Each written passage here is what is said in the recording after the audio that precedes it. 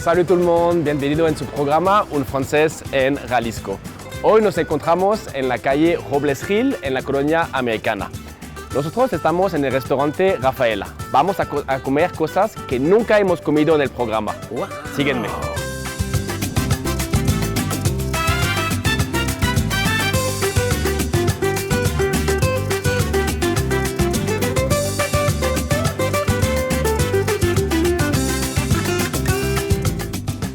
Estamos ahorita dentro del restaurante con Yair. Muchas gracias por recibirnos el día de hoy.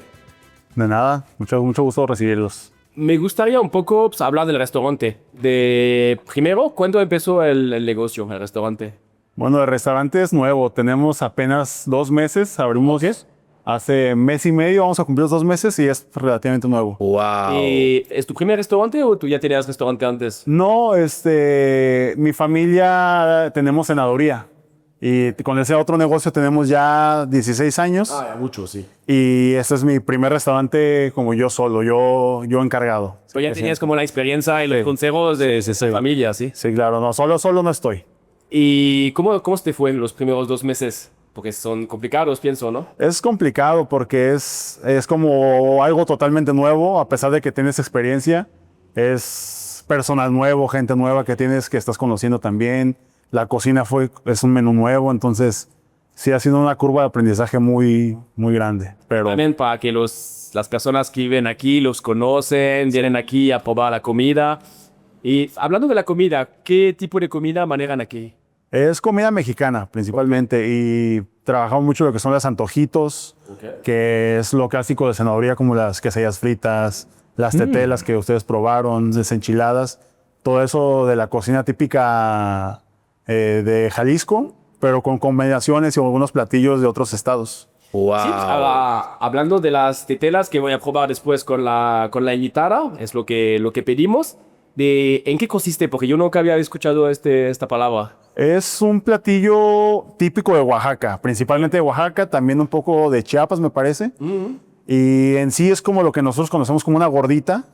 Sí. Pero la peculiaridad de la tetela es que es triangular. ¡Wow! Ah, ¿es triangular? Es triangular. Entonces, es como la diferencia, porque en sí es como muy similar a una gordita. Ajá. Vamos a probarlo después. Okay. Y también creo que pedimos una enchilada con mole, que también es una de las especialidades de la casa. Sí, una enmoladas. Enmoladas. Yo digo enchiladas con mole, pero enmoladas, sí. Sí, el mole lo preparamos nosotros 100%, ¿sí? Desde cero. Okay. Aquí se prepara con todas las semillas, las especias, el bolillo, que también se tiene que hacer en la manteca, frito. Entonces, aquí es totalmente de la casa y sí, es un poquito de nuestros platillos orgullosos de aquí de nosotros. Siento que el mole es uno de los platillos más complicados de la gastronomía americana, porque una vez que hace algo en mi casa y cuando vi la lista de los ingredientes, no sé cuántos más o menos ingredientes tiene un mole. Mira, o sea, yo realmente no estoy tan encargado del área de cocina,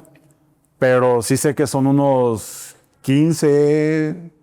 hasta más, incluso ingredientes que son de poquitas cantidades incluso, pero que cambia totalmente el sabor, desde la hoja de aguacate, las semillas, el cacahuate, todo eso. Es muchísimo, sí. Es uno de mis platillos favoritos. Estoy feliz de poder comerlo después. Y aquí, para la gente que quiere venir, ¿dónde estamos ubicados? Aquí estamos, en la calle es Emeterio Robles Hill 143, es en la colonia americana. Estamos en el cruce de López Cotilla y Avenida Vallarta. Ah, ok, muy fácil para que puedan ubicado. ¿Y están abiertos todos los días? Descansamos los lunes. Ok.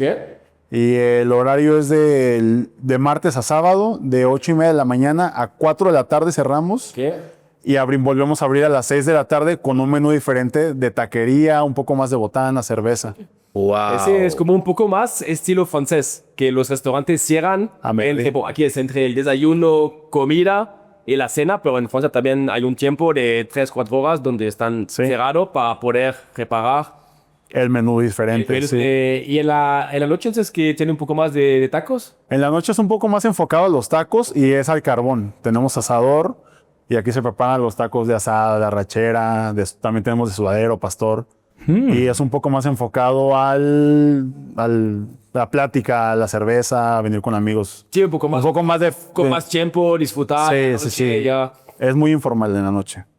Y por el momento, ¿cuál es su momento más fuerte? ¿Más el desayuno o más en la noche? Los desayunos. ¿Sí? Los desayunos. El menú que te hablo de los tacos es nuevo. Apenas estamos implementándolo. Ok. Porque el menú que teníamos en la noche como que en la zona no era tan atractivo. Entonces cambiamos y le damos el enfoque a los tacos y a la cerveza. Sí, pues también es muy bueno de enfocarse a pues, la gente que vive cerca, porque al final son sus... Y es parte de lo que decimos de que como es un negocio nuevo, pues tengo que conocer la zona y qué es lo que realmente... Sí, porque cada zona es muy diferente. Sí. Y también tiene como algunas bebidas, algunas postres. Sí, tenemos bebidas en la mañana, las clásicas de jugos de naranja, jugo verde, limonadas, naranjadas, chocomil, todo. Y en la noche es un poco también, o sea, lo principal es la cerveza, ¿no? Sí, más como de cerveza, más de alcohol, sí, por supuesto, de noche un poco más fácil, sí. Y el nombre, Rafaela, ¿de dónde viene? Rafaela le pusimos así por mi abuelita. ¿Ah, sí? Sí, que ya falleció hace ya 8 años.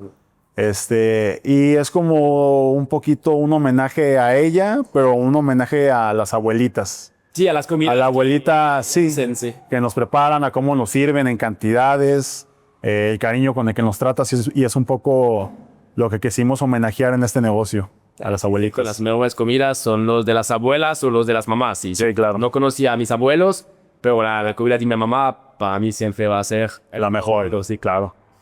Y pues, antes de terminar, también me gustaría saber si yo podría como pasar en cocina y que me enseñan cómo hacen las tetelas. Las tetelas o unos platos para que yo vea cómo funciona todo. Vamos. ¿Sí? Vamos. Sí. Perfecto. Nos vemos en un momento en la cocina.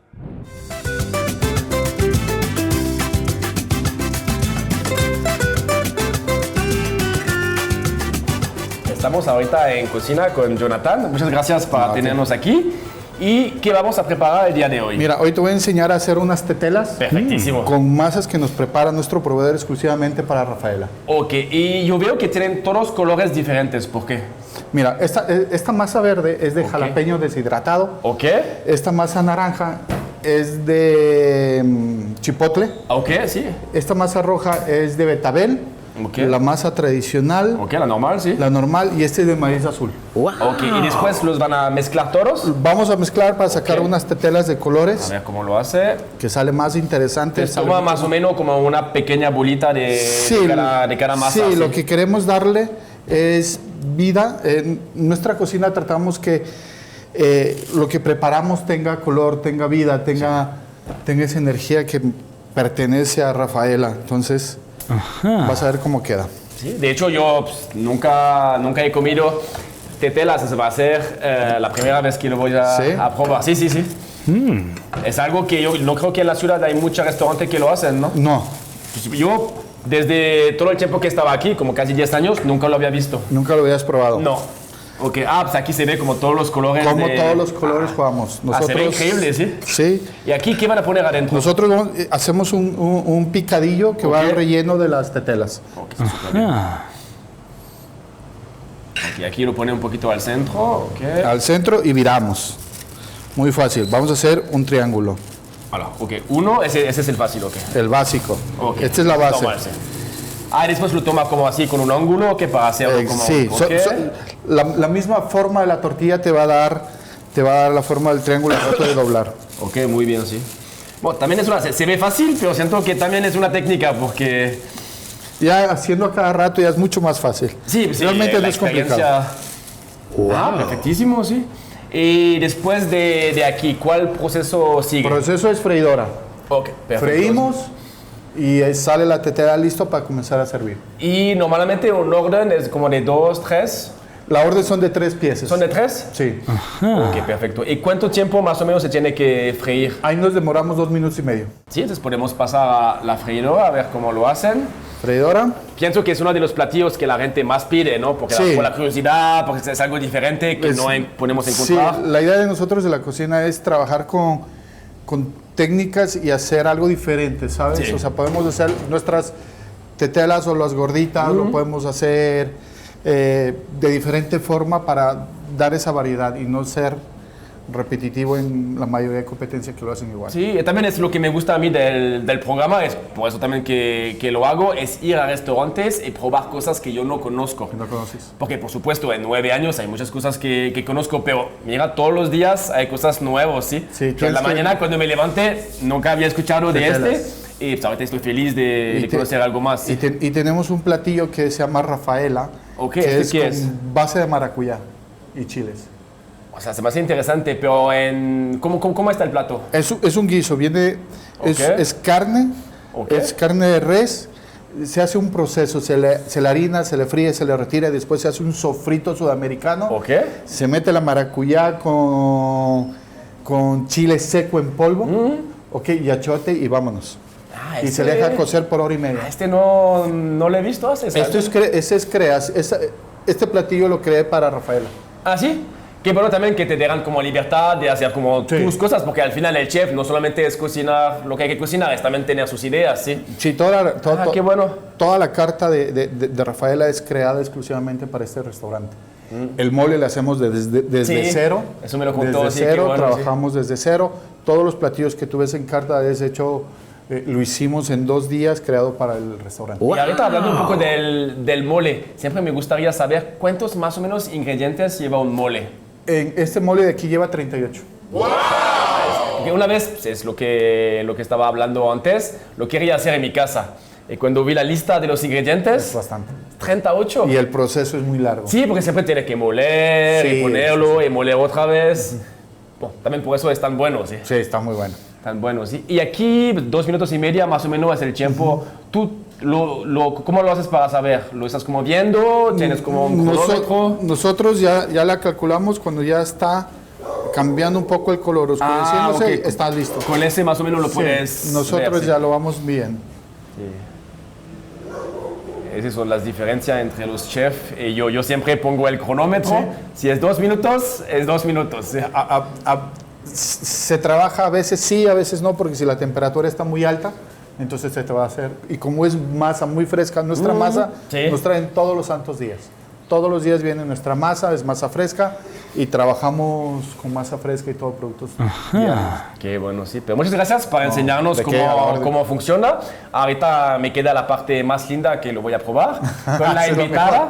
Entonces hacemos una pequeña pausa y volvemos en unos momentos con nuestra invitada especial, Mafalda Wario García. Nos vemos en unos minutos.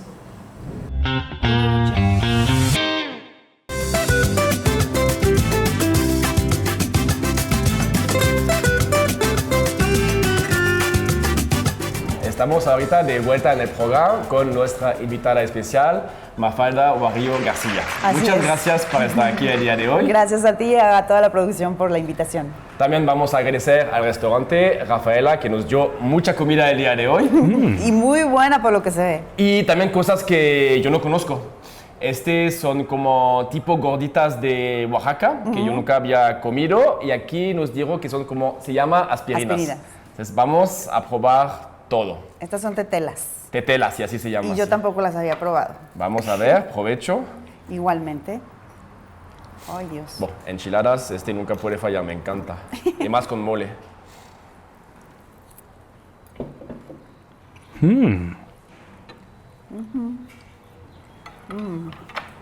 Bueno, el mío está muy bueno, pero se veía desde que llegó, desde que lo pedimos, sabía que iba a ser muy bueno, sí. También vamos Es a igual. probar un poquito de este. No sé, a ver qué son. Son muy buenos, sí.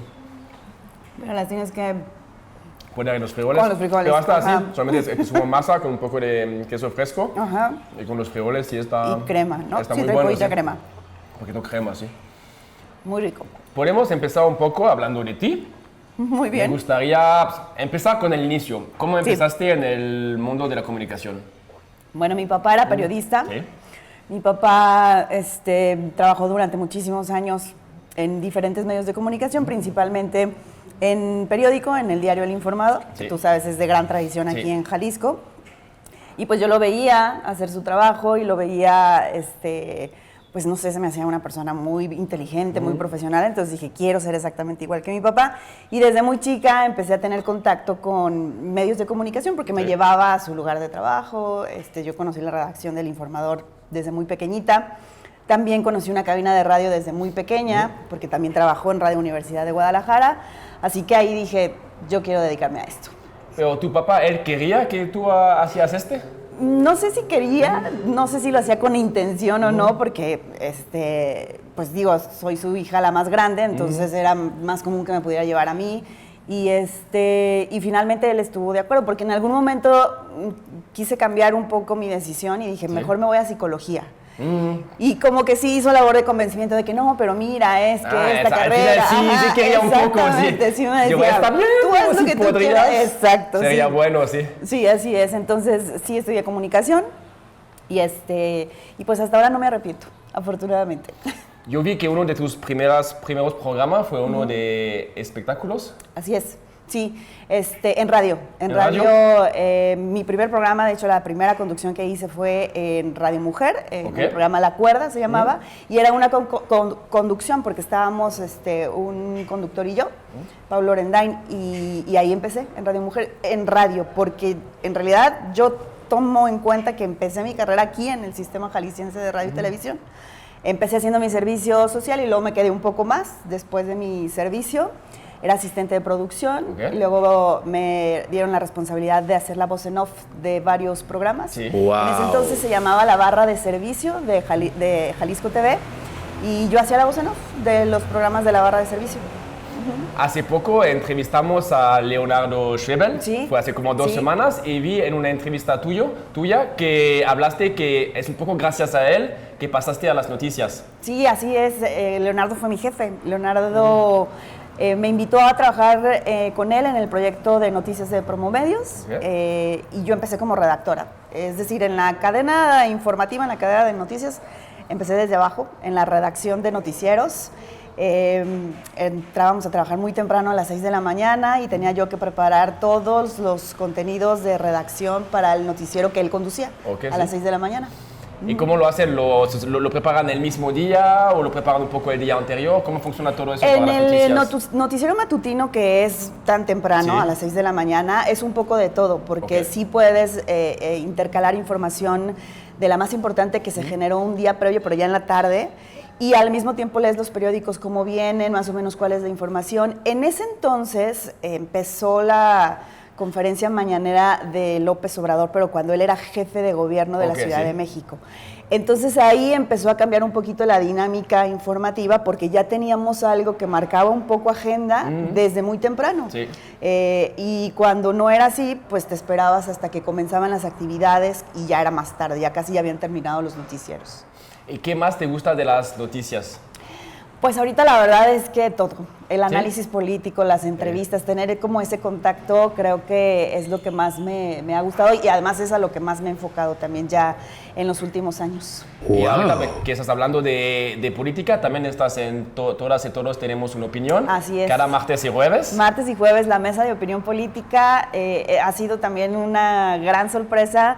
No sabía más o menos a qué me iba a enfrentar, sobre todo con las opiniones tan diversas que tenemos en el programa, pero eso era de lo que se trataba, de tener pluralidad, de tener pues sobre todo puntos de vista diversos y a los que no comúnmente se les da oportunidad en medios de comunicación. Entonces ha sido una grata sorpresa estar ahí.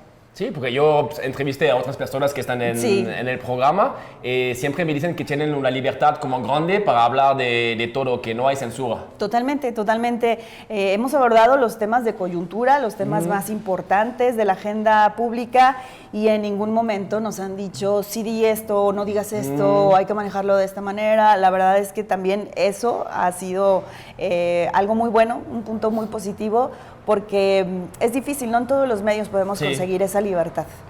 Y está bien, porque yo siento que con la crítica el país puede, o el Estado puede avanzar, ¿sí? La crítica siempre ayuda si está bien hecha para avanzar y para arreglar los problemas que tenemos de día a día. Sí, sí, exactamente. Yo creo que todo enriquece. Yo creo que más que nunca se necesita conocer de todo tipo de opiniones y sobre todo que no nos enganchemos, porque todos podemos pensar distinto y de eso se trata la pluralidad y la democracia, incluso en los pensamientos distintos y en que eso no nos provoque a nosotros ninguna agresión, sino comprenderlos. Sí.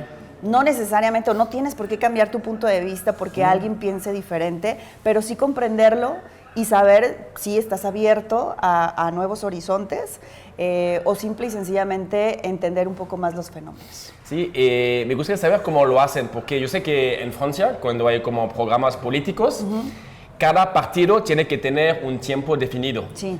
Por ejemplo, o sea, aquí el PRI, el PAN, ellos tienen que tener 10 minutos, él tiene que tener 12. ¿Aquí también están como calculando el tiempo o se puede hablar así sin problema? No necesariamente es como un tiempo definido para cada uno de los analistas, pero sí trato de ser lo más equilibrada posible para que no se incline de un lado o del otro la voz, ¿no? O la opinión. Intento que todos tengan una participación en cada segmento, que todos den su punto de vista sobre el tema que estamos abordando en ese segmento y pues luego ya si se da la discusión natural entre ellos porque tengan una opinión distinta, dejarla fluir.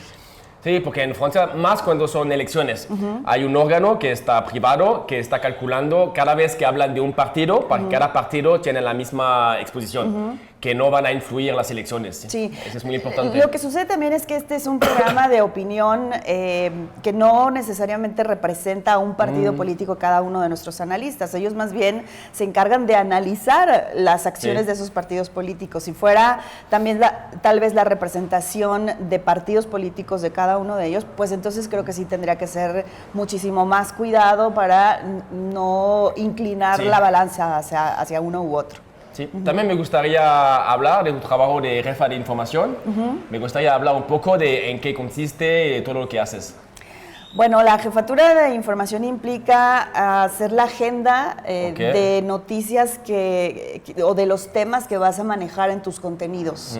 Es coordinar el trabajo que hacen reporteras, reporteros, para que ellos sepan exactamente qué cubrir, analizar la información que ellos te presentan para decir esto sí puede ser información que le interese a la audiencia, esto no, o le podemos cambiar el enfoque, lo podemos manejar de otra forma, revisar los contenidos que hay en la programación, en fin, son una serie de actividades que a lo mejor se me pasan, pero en general es coordinar el trabajo de las personas que forman parte del equipo. Esta para mí es mi segunda ocasión, porque de hecho la primera vez que yo fui jefa de información en un medio fue con Gabriela Aguilar, que ella era la directora en ese entonces de la estación de radio donde trabajaba, y ella me invitó a trabajar como jefa de información en ese momento, y esa fue mi primera experiencia como en la jefatura de información. Entonces, pues ha sido un trabajo también muy satisfactorio.